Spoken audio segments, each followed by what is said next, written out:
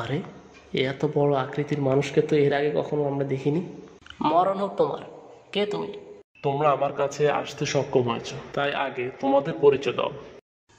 আমরা একদল মানুষ নৌকা আহরণ করেছিলাম। সাগরে প্রচণ্ড ঢেউ আমাদের নিয়ে প্রায় 1 মাসের মতো খেলা করলো। অবশেষে তোমার এই দ্বীপে উঠতে বাধ্য হলাম। দ্বীপে প্রবেশ করেই প্রচুর পশম বিশিষ্ট এমন একটি জন্তুর সাক্ষাৎ পেলাম। পশমের কারণে তার অঙ্গ প্রত্যঙ্গ চেনা যাচ্ছে না। সে ব্যক্তিটি ভিতরে প্রবেশ করতে বলেছে। হতে পারে তুমি একজন শয়তান। এই ভয় থেকেও আমরা নিরাপদ নই। আমাকে তোমরা বাইসান সম্পর্কে সংবাদ দাও। বাইসান সম্পর্কে তুমি কি জানতে চাও? আমি তথাকার খেজুরের বাগান সম্পর্কে জিজ্ঞাসা করছি। সেখানে গাছগুলো এখনো ফল দেয়? হ্যাঁ, এখনো প্রচুর পরিমাণে ফল দেয়। সেই দিন বেশি দূরে নয় যেদিন গাছগুলোতে কোনো ফলই ধরবে না। আমাকে কাবারিয়া সম্পর্কে সংবাদ দাও। তাওয়ারিয়া সম্পর্কে তুমি কি জানতে চাও? আমি জানতে চাই সেখানে কি এখনো পানি আছে? তথায় প্রচুর পানি আছে। অচিরে তথাকার পানি শেষ হয়ে যাবে। আমাকে জুগার নামক ঝর্ণা সম্পর্কে সংবাদ দাও। সেখানকার কি সম্পর্কে তুমি জানতে চাও? আমি জানতে চাই সেখানে কি এখনো পানি আছে? লোকেরা কি এখনো সেই পানি দিয়ে চাষাবাদ করছে? তথায় প্রচুর পানি রয়েছে। লোকেরা সে পানি দিয়ে চাষাবাদ করছে। আমাকে উম্মিদের নবী সম্পর্কে জানো। সে মক্কায় আগমন করে বর্তমানে মদিনা হিজরত করছে। আরবরা কি তার সাথে যুদ্ধ করেছে? হ্যাঁ, ফলাফল কি হয়েছে? পার্শ্ববর্তী আরবদের উপর তিনি জয়লাভ করেছেন। ফলে তারা তার আনুগত্য স্বীকার করে নিয়েছে। তাই নাকি? হ্যাঁ, তাই। তার আনুগত্য করাই তাদের জন্য ভালো। এখন আমার কথা শোনো। আমি হলাম দাজ্জাল। অচিরেই আমাকে এখান থেকে বের হওয়ার অনুমতি দেওয়া হবে। আমি বের হয়ে 40 দিনের ভিতরে পৃথিবীর সমস্ত দেশ ভ্রমণ করব। তবে মক্কা ও মদিনায় প্রবেশ করা আমার জন্য নিষিদ্ধ থাকবে। যখনই আমি মক্কা বা মদিনায় প্রবেশ করতে চাইব, তখনই ফেরেশতাগণ কোষমুক্ত তরোয়াল হাতে নিয়ে আমাকে তাড়া করবে। হাদিসে বর্ণনাকারী ফাতেমা বিনতে কায়েস বলেন, রাসূলুল্লাহ সাল্লাল্লাহু আলাইহি সাল্লাম হাতের লাঠি দিয়ে মিম্বারে আঘাত করতে করতে বলবেন, এটাই মদিনা, এটাই মদিনা, এটাই মদিনা। অর্থাৎ এখানে দাজ্জাল আসতে পারবে না।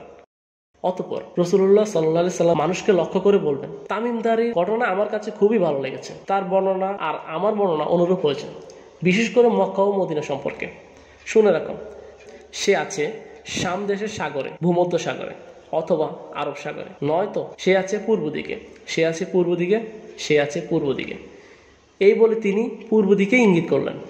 ইউসুফ সেদিন দাজ্জাল বলেছিল বাইসানের খেজুরের বাগানে খেজুর আর থাকবে না। এখন কিন্তু সেখানে খেজুর নেই। সে বলেছিল তাবারিয়া হ্রদে যখন পানি থাকবে না তখন আমি বের হব। এখন কিন্তু তাবারিয়া হ্রদে পানি প্রায় শেষের দিকে। তার মানে দাজ্জালের আগমনের সময় হয়ে গেছে। এখন প্রশ্ন আসতে পারে যে সে কোথায় থেকে বের হবে? উত্তর হচ্ছে, দাজ্জালের বের হওয়া সম্পর্কে হাদিসে 3টি বর্ণনা পাওয়া যায়। দাজ্জাল ইস্পাহান থেকে বের হবে। ইস্পাহান হচ্ছে ইরানের একটি জায়গা। অন্য একটি হাদিসে আছে দাজ্জাল খোরাসান থেকে বের হবে। খোরাসান মূলত এই জায়গাটুকুর মধ্যেই পড়ে। অন্য একটি হাদিসে আছে দাজ্জাল ইরাক ও শাম অর্থাৎ প্যালেস্টাইন, নেভালন ও জর্ডান এই পুরো জায়গা নিয়ে শাম গঠিত। এই অঞ্চলগুলো একটি রাস্তা থেকে দাজ্জাল প্রকাশিত হবে। সে হবে একজন ইহুদি যুবক।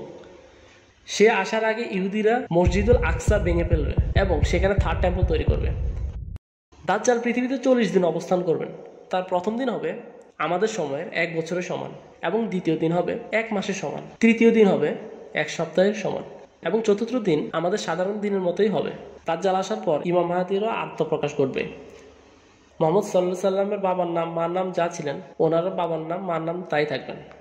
তিনি দায়িত্ব নিতে চাইবেন না, কিন্তু তারপরেও লোকেরা তাকে দায়িত্ব নেওয়ার জন্য খুবই অনুরোধ করা হবে। পরিশেষে তিনি দায়িত্ব নেন এবং তার কাছে মুসলমানরা সকলেই বায়াত গ্রহণ করেন। দাজ্জাল আসার পর জুলুম সর্বত্র ছড়িয়ে পড়বে। তখন মুসলমানরা একটি দ্বীপে অবস্থান করবে ইমাম মাহদীর সাথে। ঈসা আলাইহিস সালাম যখন পৃথিবীতে আগমন করবে, তিনি 2 ফেরেশতার ডানায় করে পৃথিবীতে আগমন করবে। তবে পৃথিবীতে মহাযুদ্ধ না হওয়ার আগ পর্যন্ত মসিহুদ দাজ্জাল কিন্তু আসবে না। বড় একটি মালহামা পৃথিবীতে হবে।